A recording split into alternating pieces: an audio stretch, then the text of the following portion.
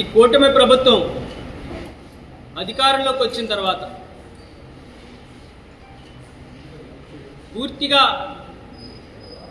ప్రజలకు ఇచ్చినటువంటి హామీలను కానీ ప్రజా సమస్యలను కానీ పక్కన పెట్టి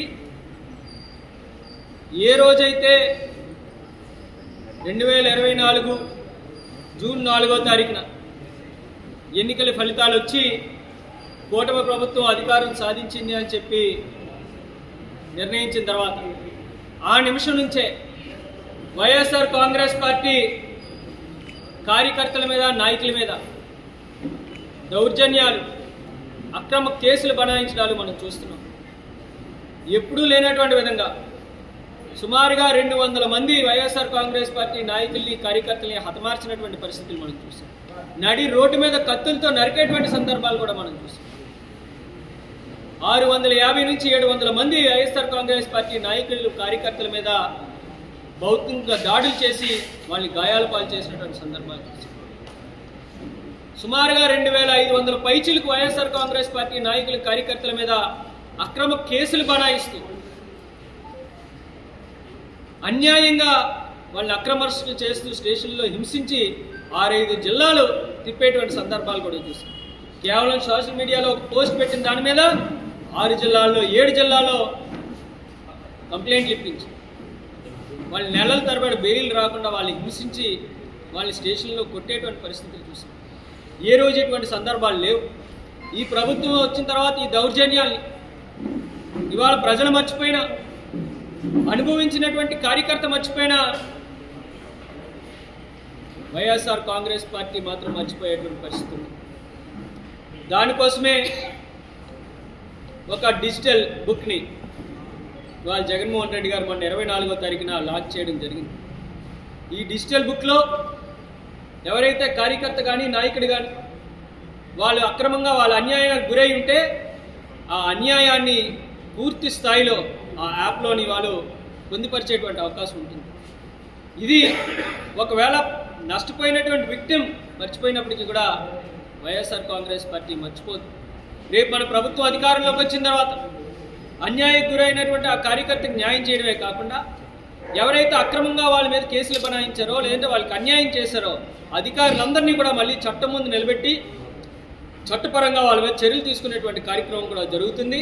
దీనివల్ల ప్రతి ఒక్క వైఎస్ఆర్ కాంగ్రెస్ పార్టీ కార్యకర్తకి కూడా భరోసా కలిగించేటువంటి విధంగా మరి కార్యక్రమం సాగుతుందన్నటువంటి కూడా తెలియజేసుకుంటాం. పూర్తి చేయాలన్నటువంటి ఉద్దేశంతో మరొకసారి కోట్ చేయడం జరుగుతూ ఉంది. వీరు దీంతో పాటు ముఖ్యంగా రాష్ట్రంలో ఏదో పారిశ్రామిక ప్రగతి, ఇండస్ట్రియల్ గ్రోత్ దాని మీద కూడా ఒక స్టేట్మెంట్ నేను కాక మొన్న ముఖ్యమంత్రి గారు ఇచ్చారు అసెంబ్లీ వేదికగా. నాకు తెలిసి గత 15-16 మాసాలుగా ఈ రాష్ట్రంలో ఈ రాష్ట్ర ముఖ్యమంత్రి గారి కొడుకు ఈ రాష్ట్ర ప్రభుత్వం చేస్తుంది ఏంటంటే విపరీతమైనటువంటి పబ్లిసిటీ, మార్కెటింగ్. ఏది జరగకపోయినా జరిగినట్టు, లేదా మేము తీసుకొచ్చినటువంటి కంపెనీలను లేదా మేము చేసుకున్నటువంటి ఎంఓయూలను వాటిని మేము తీసుకొచ్చినట్టుగా వారు చెప్పుకోవడం, దీన్ని పబ్లిసిటీ చేసుకోవడం, అవసరం ఉన్నా లేకపోయినా సమావేశాలు పెట్టడం, రోజుకు ఒకసారి మీడియాని ఉదరగొట్టడం, వారానికి 2 రోజులు విశాఖపట్నం వచ్చి ఆ సమావేశాలు అది ఎందుకు పెడుతున్నాడో ఏం పెడుతున్నాడో ఎవరికి అర్థం అవ్వదు. ఇక్కడ రావడం ఆ పబ్లిసిటీ చేసుకోవడం. పబ్లిసిటీ చేసుకుంటే ప్రజలు మోసపోతారు, ప్రజల్ని మభ్యపెట్టొచ్చు, ప్రజలు మనం చెప్పినటువంటి అబద్ధాలని నిజాలుగా నమ్ముతారనేటువంటి ఉద్దేశం మీకు ఉండొచ్చేమో. అది ఒకసారి నమ్ముతారు, 2 సార్లు నమ్ముతారు, ఇప్పటికి 4 సార్లు, 4వసారి ఓటేశారు మీకు, సారీ 3వసారి ఓటేశారు.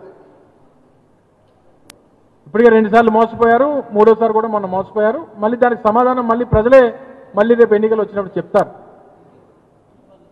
సహజంగా ఒక రాష్ట్రంలో పారిశ్రామిక ప్రగతి, కొత్త పరిశ్రమలు రాష్ట్రానికి రావాలంటే ప్రశాంతమైనటువంటి వాతావరణం, లా అండ్ ఆర్డర్ సవ్యంగా ఉండాల్సినటువంటి పరిస్థితులు, స్థానికంగా ఉన్నటువంటి ప్రజాప్రతినిధులు కానీ స్థానిక ప్రభుత్వం కానీ వారికి సహకారం, వారికి ఏ రకమైనటువంటి ఇబ్బంది ఉండదు అనేటువంటి ఒక ధైర్యాన్ని ఆ ప్రభుత్వం ఇస్తే ఏ పరిశ్రమ అన్నా ఏ పారిశ్రామికవేత్త అన్నా మన రాష్ట్రానికి రావాలి, ఈ రాష్ట్రంలో పెట్టుబడి పెట్టాలి అనేటువంటి ప్రయత్నం జరుగుతుంది. కానీ గడిచినటువంటి 15 మాసాలుగా చూస్తే స్థానిక ప్రజాప్రతినిధులు, రాష్ట్రంలో ఉన్నటువంటి ఎమ్మెల్యేలు కానీ మంత్రులు కానీ పార్లమెంట్ సభ్యులు కానీ చివరికి పైన ఉన్నటువంటి ముఖ్యమంత్రి కార్యాలయం వరకు. నా పేరు ఎంవిఎస్ ప్రసాద్, రాష్ట్ర టీడీపీ కార్యదర్శి, ఎక్స్ జీసీసీ చైర్మన్. ఈరోజు ఈ పత్రిక ముఖంగా మీ ముందు మీడియా ముఖంగా చెప్పదలసింది ఏంటంటే, ఈరోజు నిన్న ఈ రాష్ట్రంలో ఉన్నటువంటి మరి కూటమి గవర్నమెంట్, ఎన్డీఏ గవర్నమెంట్ మీద నిన్న పాడేరులో ఒక ప్రెస్ మీట్ని ఏర్పాటు చేసి ఎంపీ అరకు ఎంపీ గారు, అలాగే పాడేరు ఎమ్మెల్యే గారు, అలాగే అరకు ఎమ్మెల్యే గారు మరి రెడ్ బుక్ పరిపాలన జరుగుతుంది, పరిపాలన గాడి తప్పుతుంది అని చెప్పేసి ఒక ప్రెస్ మీట్ని పెట్టి డిజిటల్ బుక్ అని చెప్పి స్కానర్ అని చెప్పి ఒక కార్యక్రమాన్ని పెడుతూ వాళ్ళ పార్టీ అంతర్గతంగా వాళ్ళు ఎన్నైనా పెట్టుకోనివ్వండి, వాళ్ళ కార్యకర్తల మనోభావాలను, వాళ్ళ కార్యకర్త గౌరవాన్ని, వాళ్ళ కార్యకర్తల్ని ధైర్యం కోసం ఎన్ని బుక్కులు పెట్టుకున్నా ఒరిగేది లేదు, వచ్చేది లేదు. కానీ రెడ్ బుక్ పరిపాలన జరుగుతుంది, ఎన్డీఏ గవర్నమెంటు, కూటమి గవర్నమెంటు సరైన రీతిలో లేదు, పరిపాలన సరిగా లేదని చెప్పడం చాలా విడ్డూరంగా ఉంది. ఎందుకంటే ఈరోజు గిరిజన ప్రాంతంలో మీరు ఎమ్మెల్యేలుగా, ప్రజాప్రతినిధులుగా ఎన్నుకోబడ్డారు. ఈరోజు ప్రతిపక్ష పాత్ర పోషించదగి ఈ గిరిజన ప్రాంతం కోసం, ఈ గిరిజనుల కోసం అసెంబ్లీలోని అలా పార్లమెంట్లోనే అడిగే హక్కు మీకు ఇచ్చారు ప్రజలు.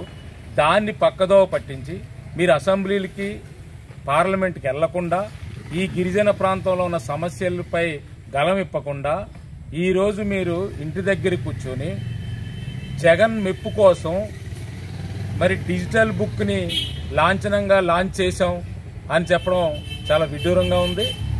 మీరు ఒకసారి ఆత్మపరిశీలన చేసుకోవాలి. మీరు గెలిచి సంవత్సరంన్నర అయింది. ఈ గిరిజన ప్రాంతం ఏ రోజైనా అసెంబ్లీలో కానీ పార్లమెంట్లో కానీ మీరు మాట్లాడారా? ఈరోజు గిరిజన ప్రాంతంలో మీ నాయకుడు ఏ రోజైనా అధికారంలో ఉన్నప్పుడు గిరిజనుల భావాలు కానీ గిరిజనులకు కానీ గౌరవించారా? గిరిజన ప్రాంతంలో గిరిజనులకి ఆదివాసీ దినోత్సవం రోజు ఏ రోజైనా గిరిజనుల పక్కన వచ్చి గిరిజనులకి పక్కన నిలబడి మాట్లాడినటువంటి సందర్భం ఏ రోజైనా ఉందా? ఆ రోజున్న ఎమ్మెల్యేలు, ఆ రోజున్న ఎంపీలు చేతులు మూసుకుని అన్నీ మూసుకుని నడిచినటువంటి సందర్భం ఒకసారి గుర్తు చేస్తున్నాను. ఈరోజు మీరు తొంగలో తొక్కి గిరిజన హక్కులన్నీ తొంగలో తొక్కి ఆ రోజు ఉన్నటువంటి పరిస్థితిలో మీ గవర్నమెంట్ జగన్మోహన్ రెడ్డి ముఖ్యమంత్రిగా ఉన్నప్పుడు జీవో నెంబర్ 3 రద్దు అవుతే దాని మీద రివ్యూ పిటిషన్ కూడా వేయలేనటువంటి చేతగాని గవర్నమెంట్ ఆ రోజు.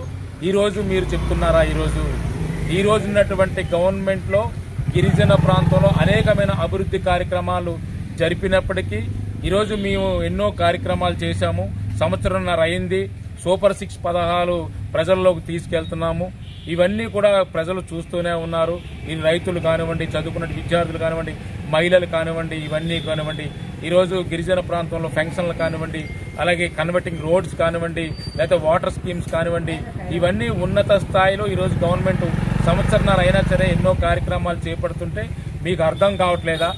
ఆ రోజు గవర్నమెంట్లోనే ఉన్నటువంటి గవర్నమెంట్ జగన్మోహన్ రెడ్డి టైంలోని మన ఏజెన్సీ ప్రాంతంలో ఒక్క స్కూల్లోనే సరైన టీచర్ ఉన్నటువంటి పరిస్థితి ఉందా? చాలా బ్రిటిష్ సామ్రాజ్యవాదులు చేస్తున్నటువంటి సాయుధ బలగాలతో ఏ విధంగా దాడులు చేస్తూ ఉన్నారో అదే క్రమంలోనే తిరిగి దాడి చేసేటువంటి విధానం ఎంచుకొని ఆ క్రమంలోనే దేశంలో ఉన్నటువంటి యావత్తు యువతనంతా అటెన్షన్ పే చేయడం కోసం పొగ బాంబులు పార్లమెంటులో విసిరి పారిపోకుండా అరెస్ట్ అయ్యి జైలు కూడా పోవడం జరిగింది. దాని తర్వాత ఆయనకు మరణశిక్ష విధించి మరణశిక్ష తెల్లవారితే విధించాలనేటువంటి దాన్ని ఉల్లంఘించి తెల్లవారితే జైలు గోడలను బద్దలు కొట్టేటువంటి యువత అంతా కూడా దేశవ్యాప్తంగా వస్తున్నారనేటువంటి ఆలోచన పసిగట్టి బ్రిటిషు సైన్యము ముందు రోజే ఆయన్ను ఉరి తీయడం కూడా జరిగినటువంటి నేపథ్యంలో హుసేని వాలా నదీ తీరాన శవాన్ని కాలకు ముందే జనమంతా పోయేటటువంటి సందర్భంలో అక్కడ వదిలేసి పారిపోయినటువంటి ఘటనలను భారతదేశంలో ఉన్నటువంటి యువత అంతా కూడా ఇవాళ ఆదర్శంగా తీసుకోవాల్సినటువంటి అవసరం బాధ్యత ఇవాళ ఉంది.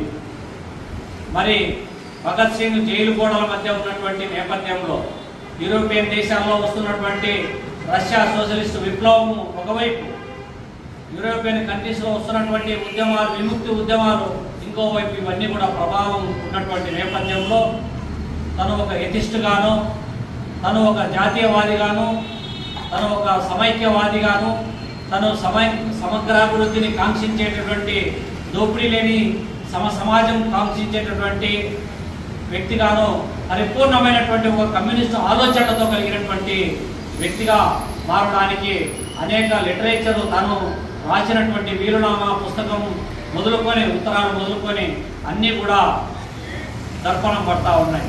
ఈ సందర్భంగా దేశంలో ఉన్నటువంటి పాలక ప్రభుత్వాలు ఎవరైతే ఉన్నారో, గతంలో భగత్ సింగ్ ఏ ఆలోచనతో అయితే పోరాడి దేశ స్వాతంత్ర్యం కోసం కృషి చేశాడో, ఏ దేశం ఈ విధంగా ఉండాలని కాంక్షించాడో, అందుకు భిన్నంగా ఇవాళ కులం పేరుతో, మతం పేరుతో, ప్రాంతం పేరుతో, భావం పేరుతో, భాష పేరుతో రకరకాలమైనటువంటి ప్రజల మధ్య వైషమ్యాలను రెచ్చగొట్టేటువంటి దౌర్భాగ్య స్థితి ఇవాళ కొనసాగుతూ ఉంది.